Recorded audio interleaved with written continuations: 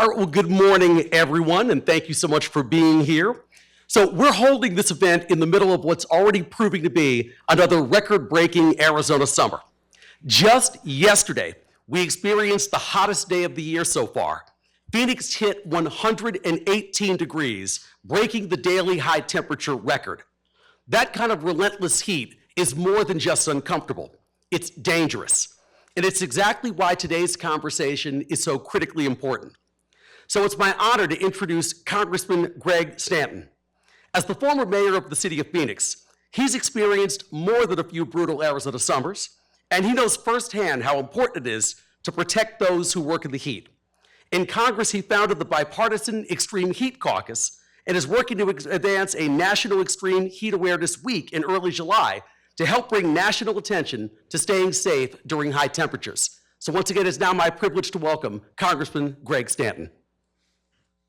I thank you, Mayor, for putting this together, this important information about extreme heat in the community. We're going to have a good discussion about what I'm doing in Congress and what the city of Tempe, who is leading the way here locally.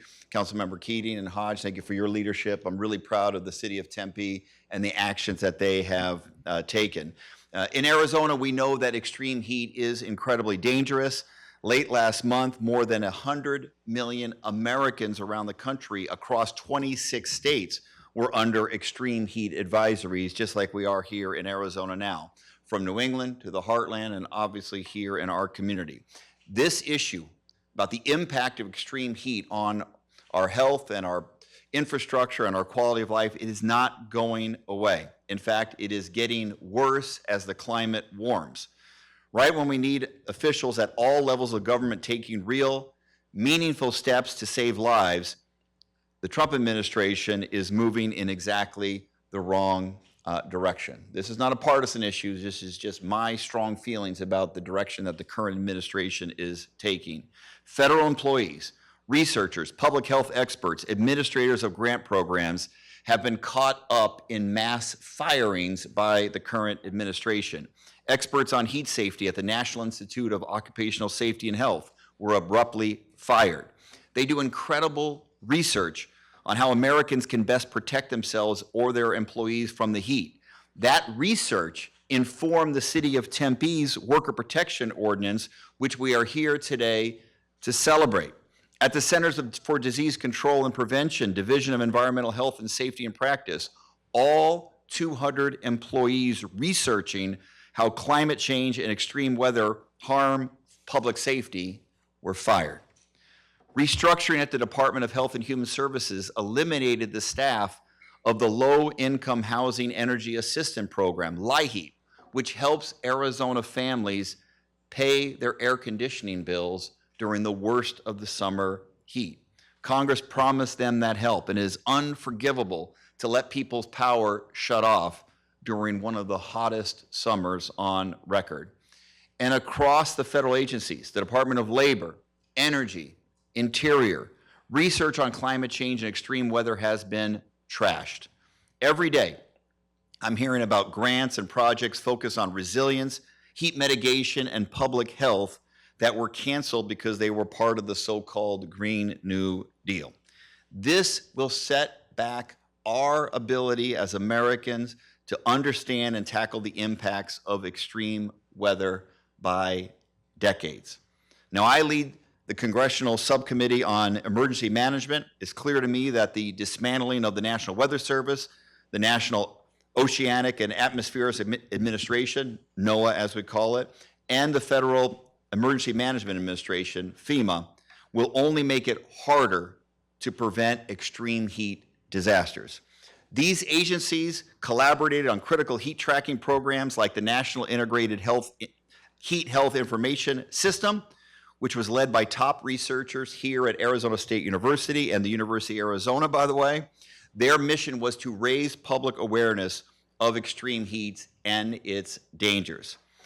And as Republicans in Congress carry out Trump's budget cuts, we stand to lose even more. We're going to lose on education, on how to stay safe from the heat. That program, gone. Dollars that keep families' air conditioning on, gone. Early warning systems for heat waves, gone. Arizona's going to feel the impact worse than anywhere else. It was 100 degrees in April this year, and as the mayor mentioned just yesterday, we hit another record, a early morning low of 93 degrees. That was the low temperature all day yesterday, and of course an afternoon high of 118 degrees, making it one of the hottest days on record in our history. Arizona has always been hot, but we're seeing unbelievably high temperatures even at night for days on end. We've lost more than 600 lives in Maricopa County just last year due to extreme heat. It may have been more. That's just the ones we know about. That's a huge, we saw more than 6,000 heat-related hospitalizations statewide. That's a huge impact on our workforce and on our economy. Without a strong federal and local leadership on extreme heat, we'll be facing our hotter reality without critical resources. That's why I launched the Extreme Heat Caucus earlier this year in Congress. We are championing smart bipartisan actions to combat extreme heat. Things like making sure low-income families can pay for their air conditioning in the summer by protecting the LIHEAP program, unlocking emergency dollars from FEMA for local communities to better prepare for and respond to extreme heat, directing FEMA to develop better guidance for communities during extreme temperatures, building roads and bridges that can handle longer, hotter temperatures. Infrastructure resiliency and extreme heat go hand in hand. We need to do more at the federal level. And of course, protecting America's outdoor workforce from deadly heat exposure. We're focused on making sure Americans are better prepared for deadly heat and temperatures, not just in Arizona and the Southwest, but all across the country. I'm leading the effort with the Extreme Heat Caucus to designate National Extreme Heat Awareness Week. Today happens to be the last day of the very first Extreme Heat Awareness Week nationwide. Nationwide heat deaths peak in early July. It's such a critical time to educate Americans on how to stay safe in high temperatures. It's time governments at all levels begin to take more seriously the health and safety risks posed by extreme heat. And the city of Tempe is leading the way. They're leading by example with what they did recently with the passage of the Worker Protection Ordinance. City employees working outside are now guaranteed shaded breaks, water, and safety training. This keeps Arizonans safe and reduces health risks down the line like kidney disease and lower chances of developing heat stroke. So I want to say, as a Congress member representing this area, I applaud this work, I congratulate them, and it's a model for how other cities can deal with this issue. So I applaud Mayor Woods, Councilmembers Keating and Hodge, and the entire City of Tempe team for getting this important ordinance done. Cities, counties, states around the country are looking to follow in your footsteps. So now I want to turn it over to my friend and a real champion on the issue of extreme heat mitigation, Councilmember Keating. Thank you very much, Congressman, and thank you all for being here this morning. I'm very happy to be here to talk about our Worker Protection Ordinance. As the mayor and congressman pointed out, the summers in Arizona are getting longer and hotter every single year. Yesterday, of course, being another record-breaking day here in the Valley. I'm so proud that Congressman Stanton is taking this issue federally, because while extreme heat is certainly an Arizona problem, it's not a problem unique to Arizona. And these are serious concerns that we can address, as Tempe has, through some common sense changes in policy and certain worker protections. Other cities around the Valley, the state, have adopted heat relief protections for their workers, but I'm very proud that Tempe's is the most robust in the state. Tempe's ordinance is unique in that it mandates that cool drinking water and shade must be provided within reasonable distance of a working site. A car or a shipping container that is shaded does not count for cooling. They would have to be air conditioned to meet that requirement. Mandatory 10-minute breaks are required every 2 hours when we have a heat advisory event. And our contractor's heat safety plan must be checked by city procurement staff ahead of time before awarding any sort of contract for workers in the city. City departments also create their own heat safety worker plans, and whistleblower protections are extended to both city and contract workers under this ordinance.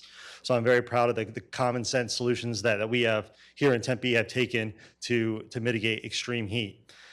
We all know what it's like to be hot. And as Congressman Stanton pointed out, the number of deaths in Maricopa County from heat-related incidents have gone up an order of magnitude since 2014.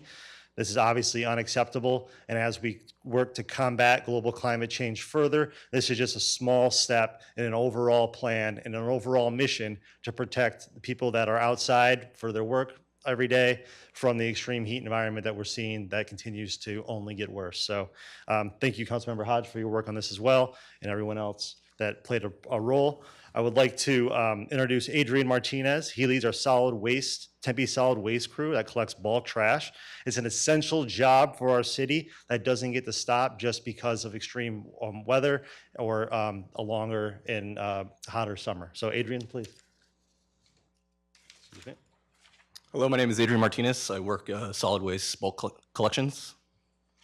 I appreciate City of Tempe and the leadership for making the right steps in the right direction and protecting us out there. It is hot, especially right now. We got the humidity along with the heat, so it's extremely tough on us out there as city workers. But we try to manage and get through the day. Short, sweet, that's perfect. Absolutely. I'd like to welcome also my other council colleague here, Councilmember Berdetta Hodge. Thank you, Mayor Woods. And also, I want to thank you so much, Congressman. We could not do it without you on a federal level. So you're a great partner, and I love working with you every day on every issue. I gotta hang out here more often. There you go. I am very proud to support the City of Tempe in the heat ordinance. This is a special and timely effort to protect our health and safety for our outdoor workers. It's important to access water and shade during breaks and advisories. An annual training and protection for whistleblowers reflect both compassion and good policy. This ordinance goes beyond just rules. It's a truly valued people. I commend the City of Tempe and my fellow council members for taking this important step. I also want to say that on the side of the governing board, it has empowered our students to want to do more with heat ordinance around. They have came to us and said, we love the fact that the City of Tempe is doing this. What can we do to help and make sure that we sustain our future in the same aspects that you guys are doing in Tempe? So I just thank you guys so much, and we will continue to move forward to do what's best for the City of Tempe. As I always say, our footprints never fade from the lives we touch. So everybody, let's go out and touch some more lives. And I'll pass it back over to Mayor Woods. Thank you. Thank you, Councilmember Hodge. Once again, thank you very much, Adrian, Congressman Stanton, and Councilmember Keating for being here. We now have time for about a couple of questions, so I guess I'll look to folks in the press corps. If you've got a couple of questions you might want to ask any of us up here.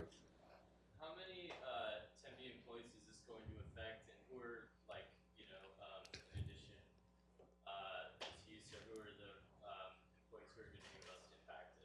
Well, we've got a lot of employees who are, frankly, I don't have an exact number. We have tons of employees who are still doing essential jobs each and every day. We obviously have our solid waste teams, a lot of folks in water utilities. We obviously have police officers and firefighters and people who obviously don't have the ability to work indoor jobs. They're out every single day on the streets, frankly, picking up trash, making sure the residents of the City of Tempe have safe drinking water and safe water to bathe in, and obviously performing essential public safety features. So the fact of the matter is all of those employees are the folks that I know Councilmember Keating and Councilmember Hodge had in mind when they worked so diligently to, frankly, craft this ordinance. And I know those are exactly the employees that Congressman Stanton has in mind when he's working on a federal level to make sure that those folks are protected during some of the most hot days of the year. Yes. Stanton, just wondering what the conversations have looked like in Congress. I know recently with the Texas floods, there's already been some disagreements about how emergency response has been handled or the planning beforehand. Just what do those conversations look like for heat now as well? Yep. Well, the facts are the facts. And here's the situation. With regard to the horrific flooding that has occurred in Kerr County, the ongoing attempts to find the victims, still over 100 people missing. I'm a father of a teenage daughter. I mean, I just can't imagine what the families are going through who sent their children away to camp and never came home.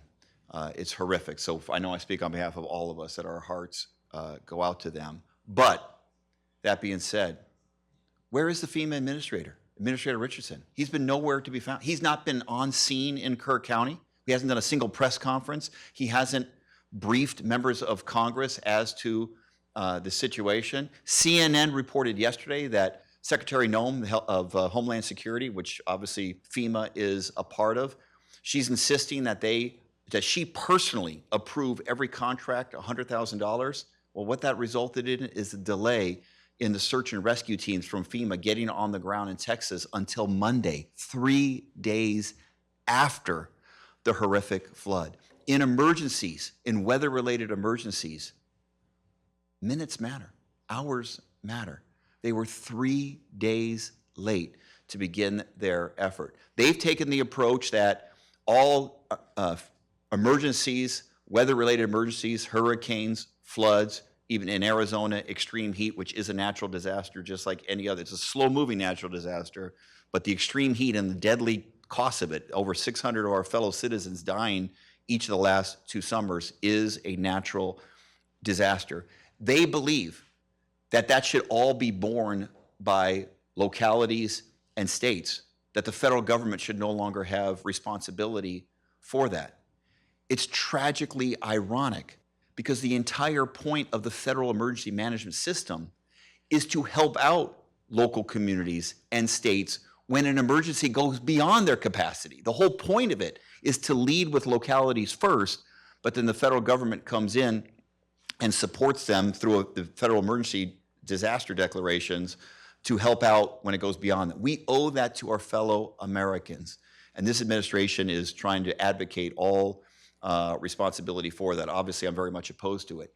And what they're also advocating is the grant programs to Tempe and other localities to do planning in advance of these efforts so that they can better deal with national emergencies when they occur. If you get rid of the planning grants and the planning opportunities, our communities are going to be in worse shape when natural disasters occur. So you can see I'm pretty frustrated and angry about the current administration's response to eliminating FEMA, the cuts that have been made to the National Weather Service, which is so desperately needed in planning for these horrific events. And oh, by the way, terrible for our economy, because guess who relies on the National Weather Service more than anybody else? Agriculture, our farmers that result that we're eliminating key hundreds of key positions in these agencies that help us deal with that. That's a step in the wrong direction.